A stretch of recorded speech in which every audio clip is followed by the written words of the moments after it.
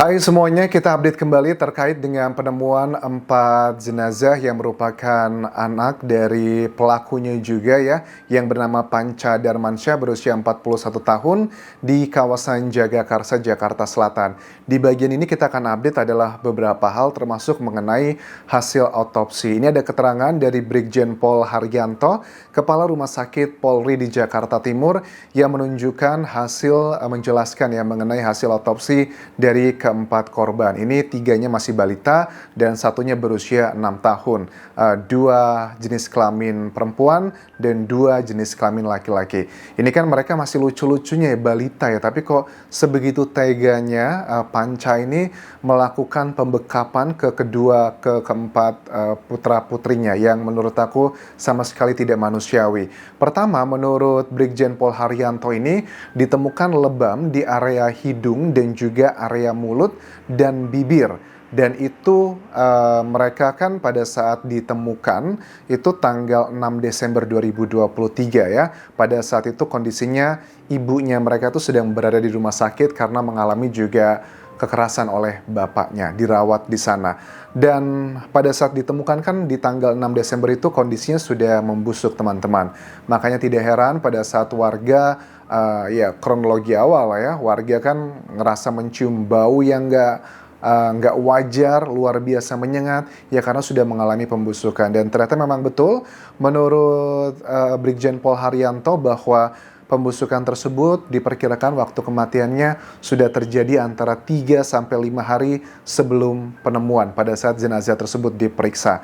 Berarti kalau 3-5 hari, ya waktu ibunya itu dirawat di rumah sakit tanggal 2, berarti ya mungkin tanggal 3-nya ya, karena kan ceritanya gimana sih ibunya itu dibawa ke rumah sakit, jadi kan ternyata itu dibawanya di subuh ya. Pada saat dia keluar, dilihat sama warga banyak noda merah, langsung diamankan. Berarti bahkan juga dikatakan ya dari pihak kepolisian bilang bahwa pada saat si ibunda dari para korban ini dibawa ke rumah sakit, juga sebenarnya sudah dibuat laporan ke kepolisian, bahkan polisi dan juga petugas setempat di sana sudah mendatangi suaminya untuk melakukan perdamaian, bahkan yang mengantar istrinya ke rumah sakit itu juga adalah suaminya. Tetapi kan ternyata itu tidak cukup, justru beberapa waktu kemudian dengan kita ketahui ya masih kalut ya, makanya suaminya lantas melakukan hal seperti itu. Terus ada beberapa dugaan nih dari tulisan-tulisan yang katanya beredar di sana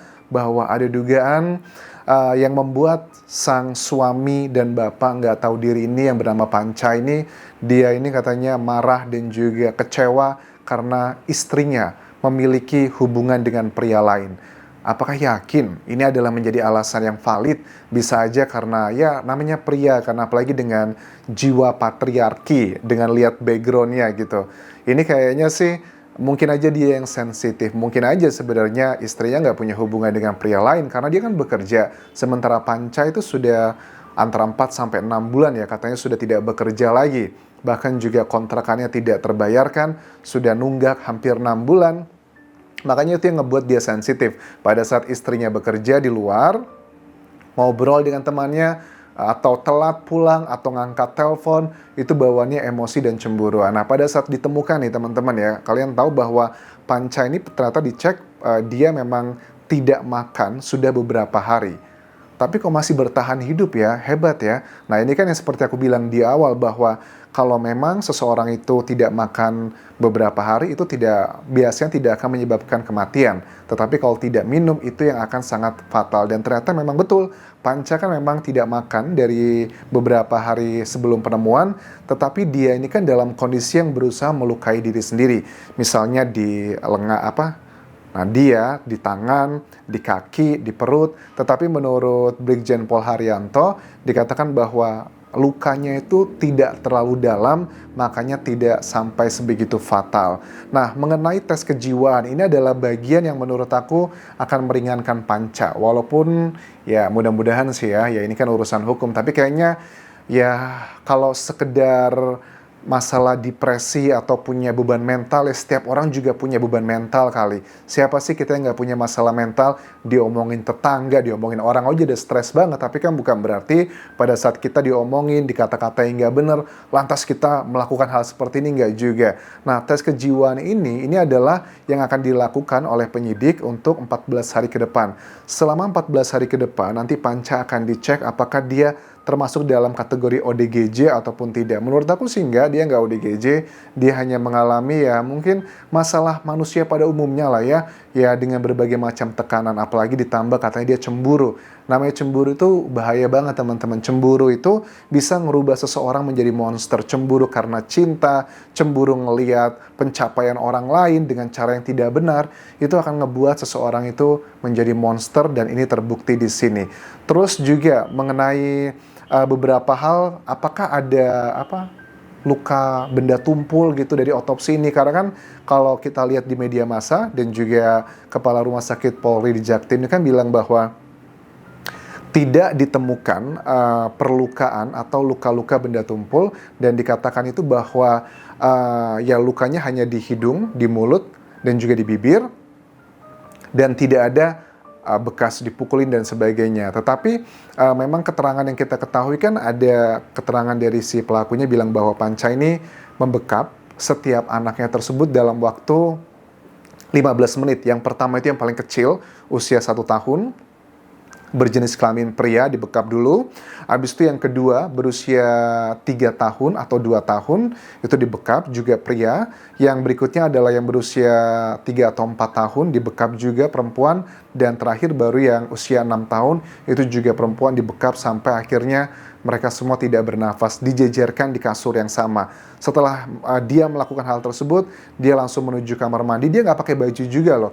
Aku udah lihat loh video-videonya itu, rekamannya. Aku lihat dari aplikasi bukan Instagram. Aku lupa namanya. Aku sudah lihat dan gambarannya adalah sangat menyedihkan sekali dan sudah mengalami pembusukan ya, tubuhnya itu sudah menghitam dan lebamnya itu harus dibedakan antara lebam mayat atau lebam sebelum kematian. Dan di analisis di sini dianalisa bahwa lebam yang sebelum kematian itu yang terjadi di hidung, di mulut, dan juga di bibir. Yang itu dugaannya adalah mereka cara kematian adalah dengan cara dibekap seperti itu. Kalau dibekap kan begini kan, jadi kurang lebih adalah seperti itu. Nah, kemudian beberapa orang juga mempertanyakan mengenai ya keluarga ini gitu. Mereka yakin bahwa ini bukan kali pertama teman-teman, kali pertama kejadian mengenai KDRT tersebut. Bahkan tetangganya pun juga sudah sering dengar katanya, memang kami sudah sering dengar kok mereka ini ribut. Nah, ini adalah salah satu contoh mengenai baiknya dari sebuah perceraian. Perceraian itu kalau di Islam ya, itu kan bukan perbuatan yang dianjurkan, tetapi juga bukan perbuatan yang dilarang. Ya, nggak tahu lah hukumnya seperti apa. Tetapi kalau aku melihat dari sini, ya kalau memang sudah tidak ada kecocokan lagi, sudah sering ribut seperti ini, ya lebih baik sih bercerai ya. Jangan hanya karena nurutin, nanti takut diomongin orang, bagaimana masa depan anak-anak dan sebagainya. Itu sih yang menurut aku bahwa perceraian itu kadang juga diperlukan buat beberapa kasus.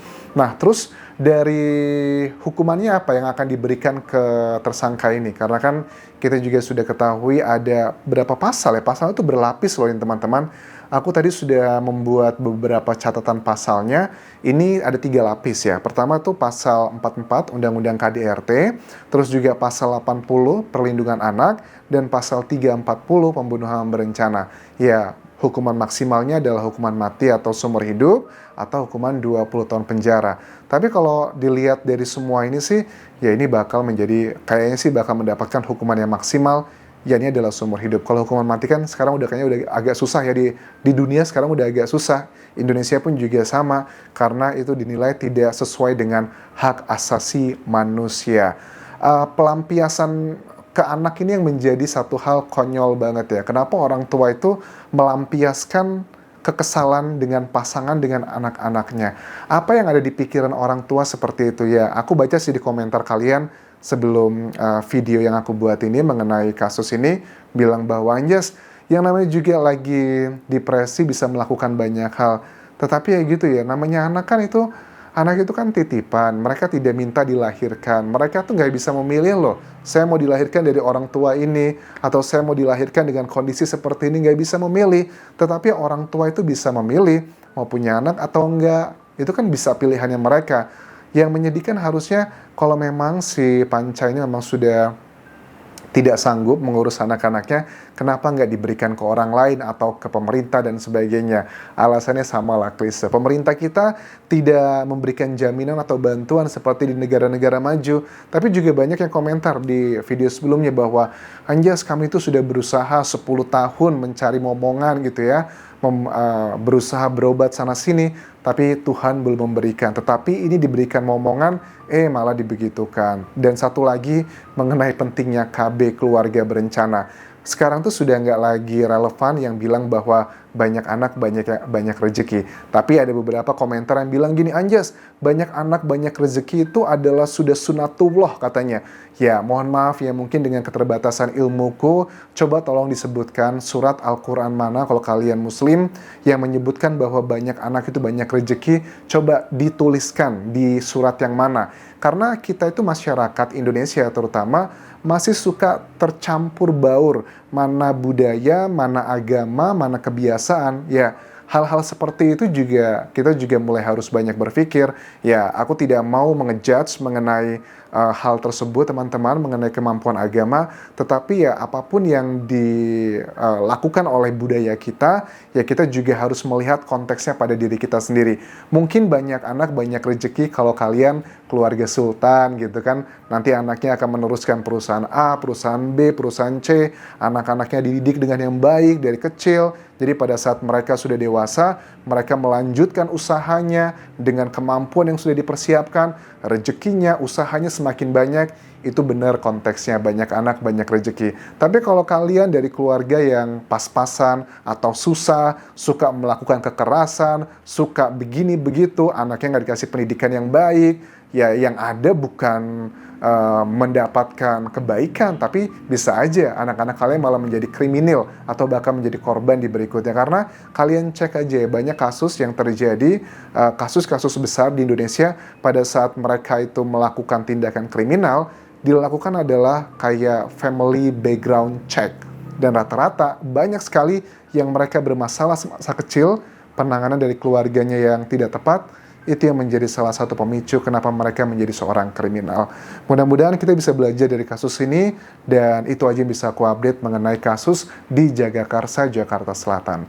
Terima kasih sudah menonton, sampai ketemu lagi di video berikutnya. Tinggalkan like dan juga komen, subscribe channel YouTube ini, follow Instagram, Facebook, dan juga akun TikTok Budi Anjas Asmara. Sampai jumpa semuanya, bye.